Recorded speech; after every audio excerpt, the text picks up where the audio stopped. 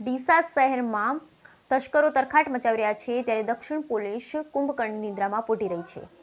ડીસા શહેરમાં તસ્કરો મચાવી રહ્યા છે તરખાટ અને દક્ષિણ પોલીસ કુંભકર્ણની નિંદ્રામાં પોઢી રહી છે. સિંધી કાપડ માર્કેટિંગ મોહનભાઈ મહેશ્વરી તથા રમેશભાઈ તુલજારામની દુકાનના તાળા તોડી ચોરી કરવાનો પ્રયાસ કર્યો.